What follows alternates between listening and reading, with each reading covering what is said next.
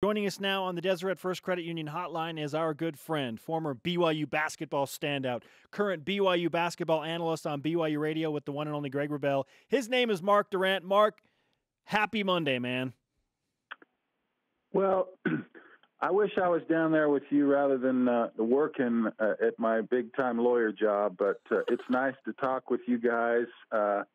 You guys are the best. You're my friends. I'm always happy to be on. Okay, let's just talk about the elephant in the room right now, which is the fact that you predicted the score. You always send out a tweet. It's always fun. It's always, generally wrong. But this one, you nailed it. You nailed it. How did you do it?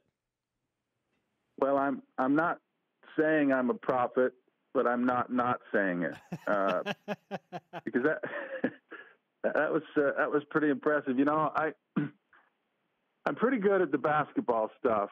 I can generally kind of figure out the type of team BYU's playing. I know BYU so well. I can kind of get BYU's score. Sometimes it's harder for me with the opponent, but I knew it would be hard to score up there for BYU, so I brought their score down a little bit, and I thought, I think it's going to kind of be close, but at the end, BYU is going to shoot some free throws and maybe get a little bit of lead. So I just settled in on that score and then completely forgot that I had even predicted that score. And then after the game, I'm just kind of looking at my tweet, and I look up at the scoreboard, look down at my tweet, and wait a second, that's exactly right. So it was fun. I've done that one time before, but I can usually get pretty close on the basketball. Football, I can make no guarantees, especially this year.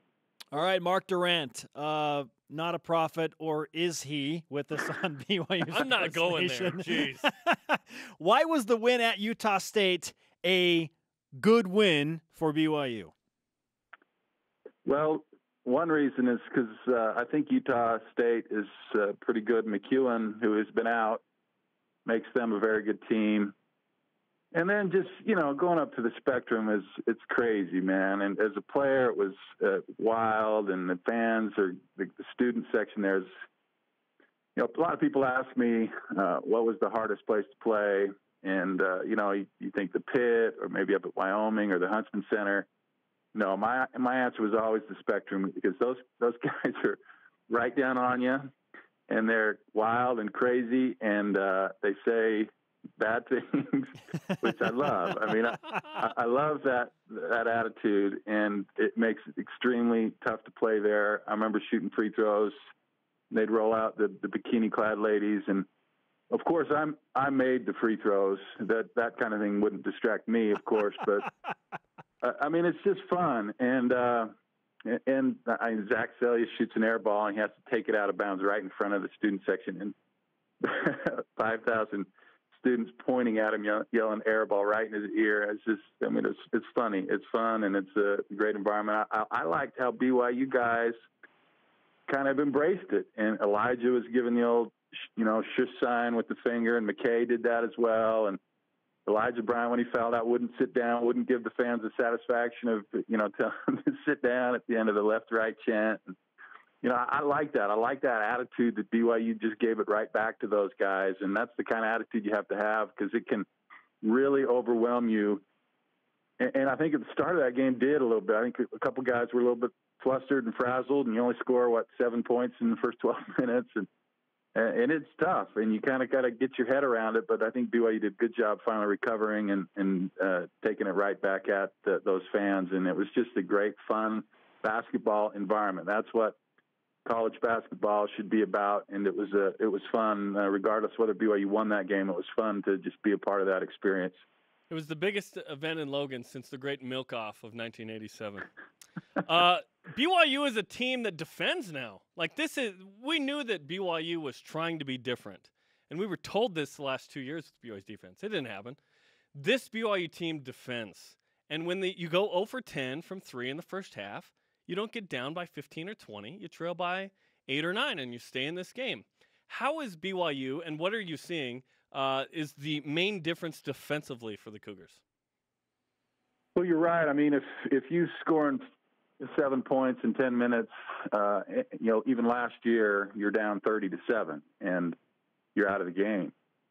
And BYU, notwithstanding how poorly they were shooting, were in the game because of their defense and was making it tough on Utah State. So, And I think you look at Princeton and even UMass and Alabama. I mean, they shot awfully from the three-point line, able to come back and beat UMass, and we're actually, within shouting distance of Alabama because of their defense. Now, who knows the reasons? What I do see are a lot more fundamentals. Last year, you see guys flying at three-point shooters, 20 times a game. And if you're having to run at a three-point shooter and jump to try and block a three-point shot, that means you're behind in your defense, you're out of position, and you're scrambling. And the BYU's doing a much better job not helping too much off shooters so they can recover in time on the shot and even prevent the shot from going. The three-point numbers are way down for teams shooting against BYU. And so the fundamentals are much better, not helping as much, better rotation on defense, and you've got better defenders out on the perimeter for one. Jashir Hardnett, much quicker, can guard his man better one-on-one.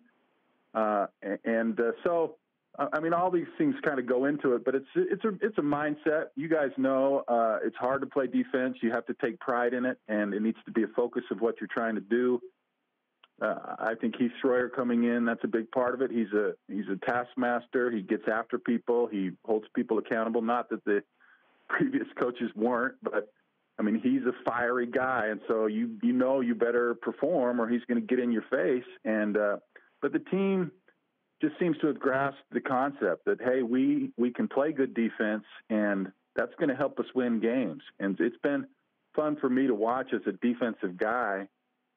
It's so frustrating at times last few years to see teams scoring over 100 points on BYU's home floor. So how can this possibly be? I can't abide it any longer. And so it's fun for me to see BYU winning games where teams are scoring 66 points or 50, in the 50s. And even though BYU doesn't shoot the ball particularly well, which is, I don't know how much of a concern it is at this point or not because it's kind of up and down with the shooting, but you can at least be in every game, regardless of how you're playing offensively, because you're playing good defense and you'll have a chance to win at the end. So that makes me very, very happy as a defensive guy. BYU basketball alumnus, big-time lawyer, and BYU basketball radio analyst Mark Durrant with us on BYU Sports Nation. You brought up the fact that BYU is winning some ugly games, and we're starting to see this trend develop, whether it be at Princeton or against UMass coming back from 10 points down in the final 4 minutes, or the win at Utah State. In your mind, what is BYU's best win of the season? Good question. I think it may not have been their most difficult, but I think that the most important so far was the UVU game, because they'd come off a decent showing. They had a miraculous comeback against UMass. That was probably the most important 5 minutes because that kind of maybe helped lead into the UVU game. But here you go, a team that throttled you on your home floor last year, made you look silly, and you're in their place. It's their biggest game ever. It's packed. And they, it's an exciting night for them, and they're going to come at you. The fans are going crazy, and BYU came out with such a mental toughness, and they were so ready to go in that game, dominated from the tip, and it's kind of just said, listen, that was a fluke last year. We're a good basketball team. We're tough. It's not going to happen tonight. And I think that attitude on the road, I know they had the Princeton win, but to do that in that type of environment situation tells me a lot about this team. Because as you know, winning on the road is extremely difficult. And even if you're a good team, there's kind of a scale of good teams. And some teams are good and they'll win all their games at home, but then struggle on the road. If you can be a team that wins most of your games on the road, then you're really good, because that's hard to do. And they got it done at UVU, carried that same attitude over to Utah State, two of the toughest places you want to play. I know it's not Duke you're playing on the road. We all know that, but this team needs confidence. They need to establish a mental toughness, and I think they did that on two very difficult road games in two tough environments. So I think that was BYU's kind of been up and down. They're playing all right, but that UVU game showed me the mental toughness that this team has, and if they can keep that going, they'll be very hard to beat, whether you're on your home floor or you're away. BYU is, you're going to have a challenge to beat BYU.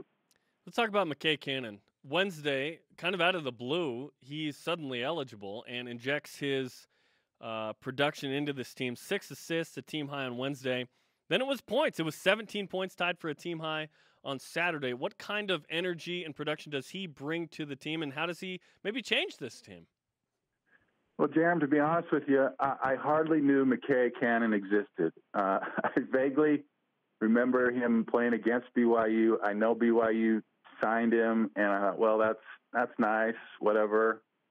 And he was off my radar. I didn't even think he was playing this year. He even had a chance to play this year. And then he's warming up at the UVU game. I thought, well, okay, that's good. I mean, it's nice to have another guy there. Maybe he can be a shooter, which BYU needs, and he'll get a couple minutes here and there. And wow, he has just been fantastic. I love him. I've never been more excited about a player. And I know it's early, and we've got to give him some time, but everything he's doing, I love. His toughness, his poise. Talk about the UVU game. He came out, wasn't even phased, hit a big shot, was playing great.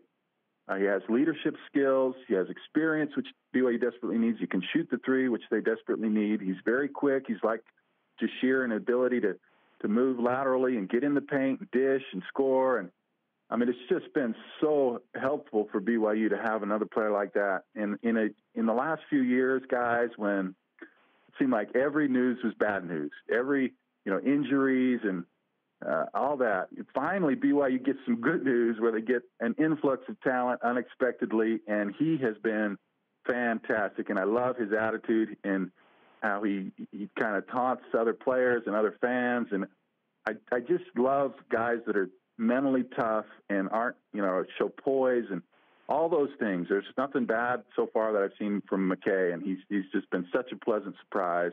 And I'm excited to see what he can do to help this team. Mark, you are the pleasant surprise for us here in Studio B and BYU Sports Nation. Thanks for the time, man.